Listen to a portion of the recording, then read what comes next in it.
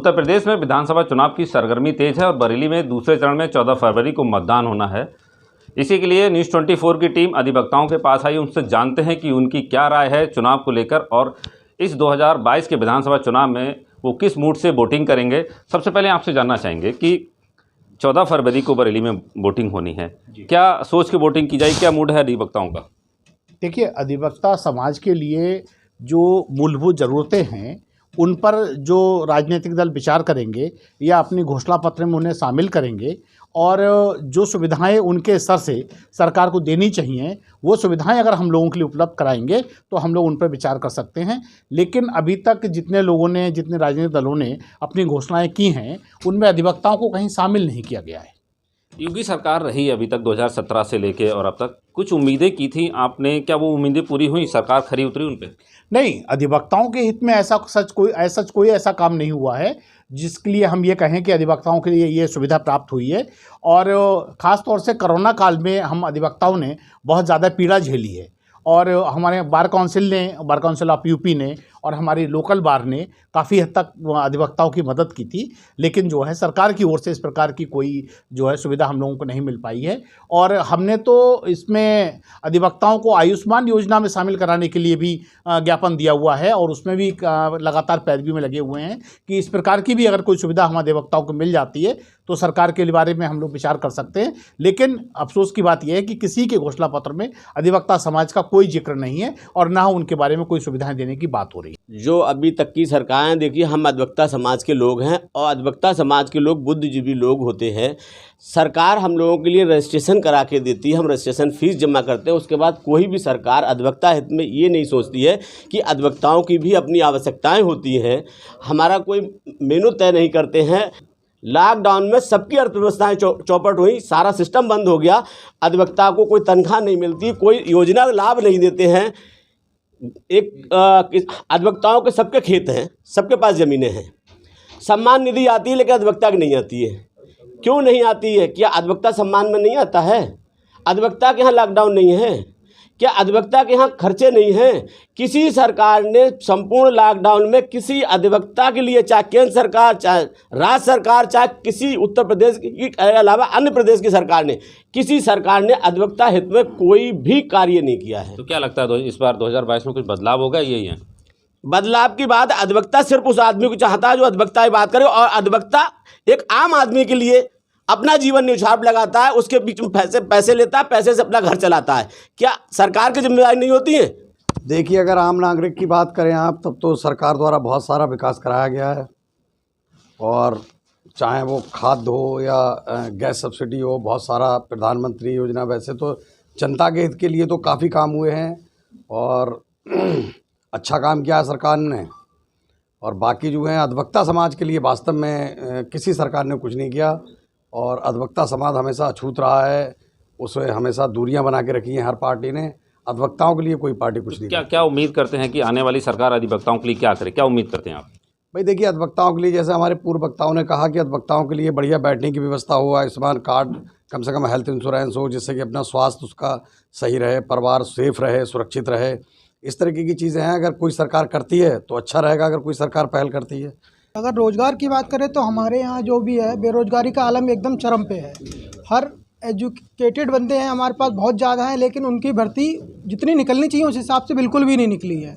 और बाकी हम अधिवक्ता समाज की बात करें, जो भी पार्टी अधिवक्ता समाज के हित के लिए कार्य करेगी, हम उस पार्टी के साथ खड़े होंगे। किसके साथ, किधर जाने का मूड है? चेंजिंग है या यही?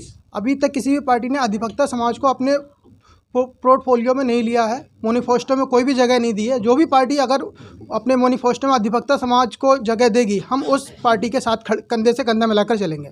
इस चुनाव में देखने को जो परिस्थितियाँ चल रही हैं उस हिसाब से तो ये चुनाव जो है फिर वो हिंदू मुस्लिम करने का प्रयास किया जा रहा है। अगर किसी भी राजनीतिक दल को देख लें वो उसी तरफ अपना डाइवर्जन कर रहा है, लेकिन वास्तविक मुद्दों से सब लोग भूल गए हैं कि वास्तविक मुद्दे क्या हैं। वास्तविक मुद्दा बेरोजगारी का है, शिक्षा का है, स्वास्थ्य का है। इन मुद्दों को छूना ही नहीं चाह रहा है। तत्कालिक जो अपने आप मुद्दे उठा देते हैं उनको लेकर के आगे चल पड़ते हैं। कायदा ये होना चाहिए, जो हमारे बेरोजगारी का मुद्दा है उसको गंभीरता से लेना चाहिए, चाहे वो किसी भी वर्ग के लोग हों, चाहे किसी भी बिरादरी के लोग हों, चाहे वो हिंदू हो, चाहे मुस्लिम हो, चाहे सिख हो, चाहे ईसाई, कोई भी। बेरोजगारी खत्म होनी चाहिए, उनको स्वास्थ्य की अच्छी से अच्छी सुविधाएं देनी चाहिए। मैं आपको एक उदाहरण देना चाहूँगा इस उपलक्ष्य में। देखिए केवल केजरीवाल, अगर देखा जाए दिल्ली के अंदर में, हम यूपी के इलेक्शन में हैं, लेकिन अगर केजरीवाल को देखा जाए केवल स्वास्थ्य और शिक्षा के दम पर वो रिपीट करके आए हैं।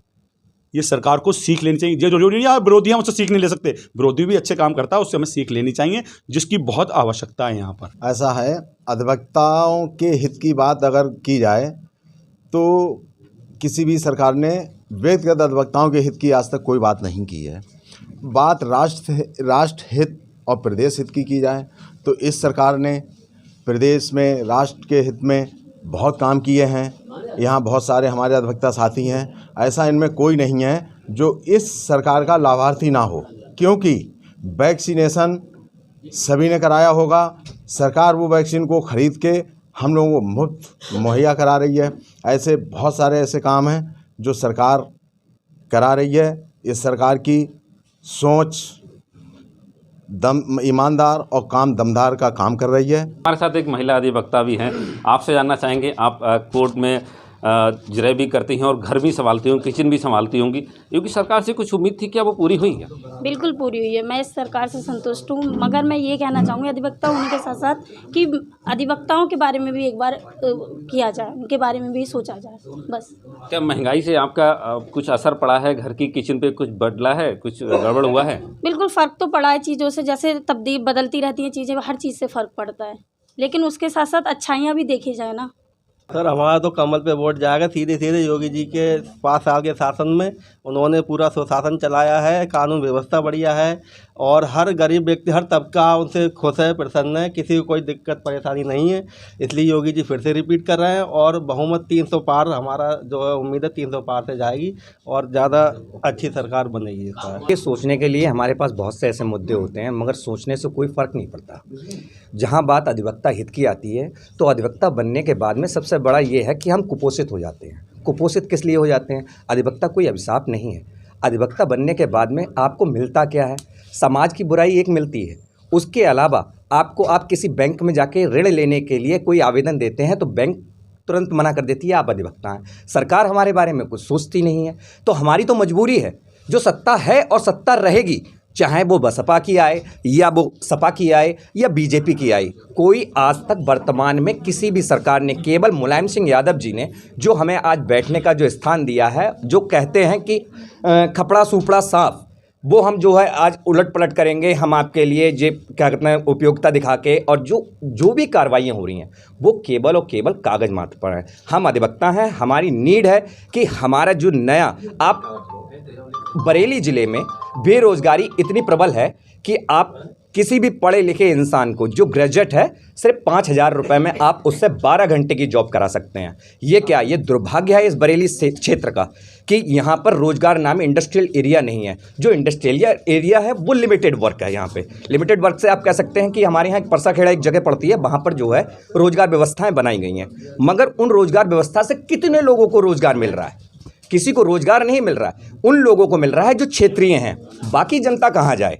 वो कहाँ से अपना पेट पाले, अपने बच्चों को कहाँ से पाले? आज वर्तमान में महंगाई की जो दर है वो इतनी बढ़ाकर कर दी गई है कि अगर आपके घर में 10 लोग अगर मेहमान आ जाते हैं ना, तो उससे पहले सोचना पड़ता है कि रिफाइंड 2 किलो लगेगा, और 2 किलो का मतलब है कि 400 रुपये आपको पेड करने पड़ेंगे। तो मेहमान से यही कह दिया जाता है कि भाई आप हो सके तो यार थोड़ा सा कम करना। ये नहीं है कि पहले था कि महिलाएं ये कहती हैं कि मेहमान घर में आ जाता है तो उसे इस बात की दिक्कत होती है, उसे ये भी पता है कि शाम को उसका पति कहाँ से लेके आएगा। रोज बेरोजगारी का मुद्दा ये है कि 350 रुपये की रोज मजदूरी है, ठीक है, 400 रुपये का रिफंड लेना पड़ेगा, तो मेहमान से या तो मना करना पड़ेगा। तो महंगाई तो अपनी दर पर चल रही है और सरकार भी यही चाहती है कि विकास हो। विकास केवल कागज़ पर करने से नहीं होगा, उसे अपने भूस्थल पर आके ये भी देखना पड़ेगा कि विकास के साथ साथ हमने योजनाओं में किसको कितना लाभान्वित किया है। जहाँ बात आई अधिवक्ता की, अधिवक्ता हित में जो भी करेगा और जो आगे बढ़ेगा, ये बात कहे आप, एक आपको मैं उदाहरण दे रहा हूँ। जो कोविड में जो लोग अधिवक्ता मरे या अधिवक्ता के परिवार वाले मरे, उनको सरकार ने क्या दिया? जो 50,000 रुपये की जो ग्रांट देने की बात हुई थी, उस ग्रांट में भी उसका पैसा ये कह दिया ग्रांट नहीं है और वो लाभान्वित नहीं हो सकते। तो आपने क्या किया? धरातल पे तो बहुत सारे काम हुए हैं, समझने की ज़रूरत है। जितना इस सरकार ने काम किए हैं शायद पहले सरकारों ने किसी ने नहीं किए हैं। थोड़ा एक बार मौका और देना चाहिए बीजेपी को, बीजेपी सरकार लाना चाहिए सबको मिलके। और मेन मुद्दा ये है कि जो आजकल बिरादरीवाद जो चुनाव हो रहा है ये नहीं होना चाहिए। बिरादरीवाद चुनाव नहीं होना चाहिए, ऐसा कुछ नहीं है। योगी सरकार बहुत अच्छा काम कर रही है और बहुत ही ज़्यादा विकास किया है। भले अधिवक्ताओं का इतना नहीं हुआ है, लेकिन पूरे देश में, पूरे प्रदेश में, यूपी में योगी सरकार ने बहुत अधिक विकास किया, भ्रष्टाचार समाप्त किया है।